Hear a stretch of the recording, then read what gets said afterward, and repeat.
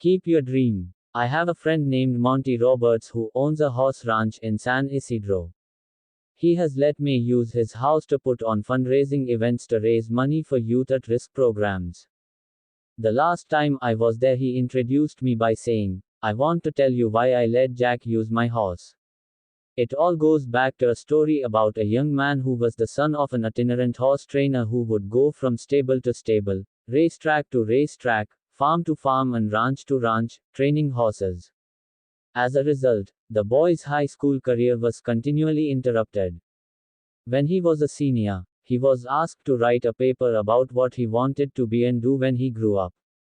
That night he wrote a 7-page paper describing his goal of someday owning a horse ranch.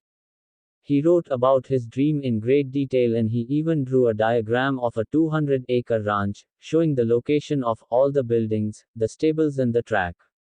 Then he drew a detailed floor plan for a 4,000 square foot house that would sit on a 200-acre dream ranch. He put a great deal of his heart into the project, and the next day he handed it in to his teacher. 2 days later he received his paper back. On the front page was a large red F with a note that read, "See me after class." The boy with the dream went to see the teacher after class and asked, "Why did I receive an F?" The teacher said, "This is an unrealistic dream for a young boy like you. You have no money. You come from an itinerant family.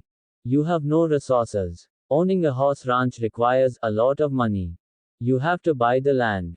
You have to pay for the original breeding stock, and later you'll have to pay large stud fees. There's no way you could ever do it." Then the teacher added, "If you will rewrite this paper with a more realistic goal, I will reconsider your grade."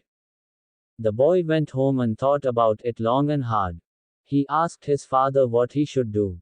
His father said, "Look, son, you have to make up your own mind on this. However, I think it is a very important decision for you."